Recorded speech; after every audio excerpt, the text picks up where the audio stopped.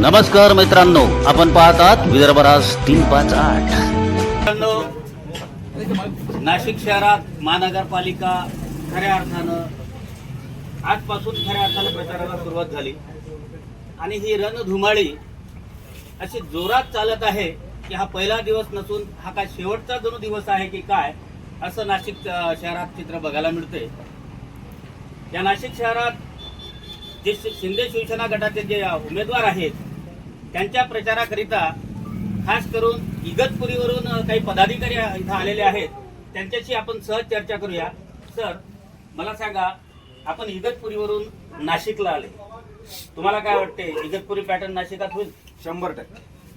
बर, आता हे जे 4 उमेदवार उभे आहेत प्रभाग क्रमांक 31 मध्ये, मध्यंतरी काहीतरी याची कुजबुज ऐकायला मिळाली प्रसार माध्यमांमध्ये, त्याच्याबद्दल तुम्हाला काय सांगावं वाटतं?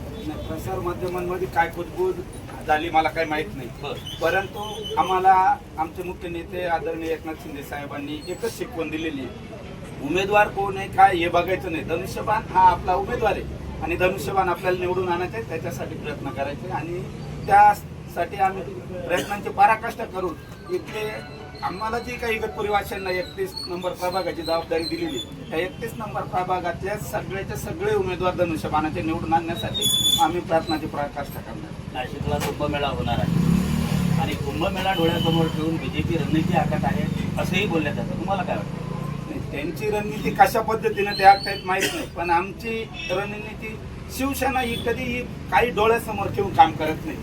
शिवसेनेचा सुरुवातीपासूनच अजेंडा राहिलेला 80% समाजकारण, 20% राजकारण आणि तोच बाळासाहेबांचा वारसा आम्ही शिवसैनिक पुढं चालवतोय। कुंभमेळा असू दे नसू दे, शिवसैनिकांना काहीच फरक पडत नाही, शिवसेनेच्या कार्यकर्त्यांना काही फरक पडत नाही, शिवसेनेच्या पदाधिकाऱ्यांना काही फरक पडत नाही। शिवसेनेचा कार्यकर्ता, शिवसेनेचे नेते हे अहोरात्र समाजकार्यामध्ये स्वतःला गाडून घेतलेले असतात आणि त्याच्यामुळे निवडणुका हा त्यांच्यासाठी एक सहज विषय, त्याच्यासाठी फार मोठी तयारी करायची शिवसेनेला गरज पडत नाही। खास करून प्रभाग क्रमांक 31 करता प्रभागातील जनतेला काय आव्हान करतात?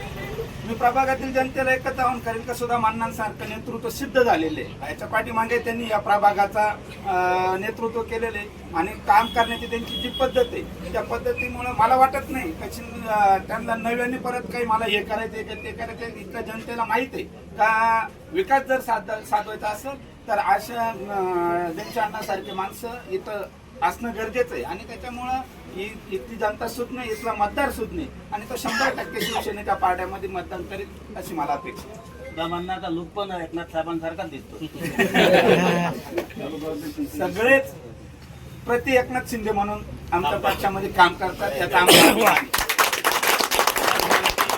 नाशिक जिल्ह्याचे तालुकाध्यक्ष जाधव साहेब, इगतपुरी तालुक्याचे तालुकाध्यक्ष जाधव साहेब यांचा प्रचंड विश्वास आहे की इगतपुरी पॅटर्न हा नाशिकला होणार।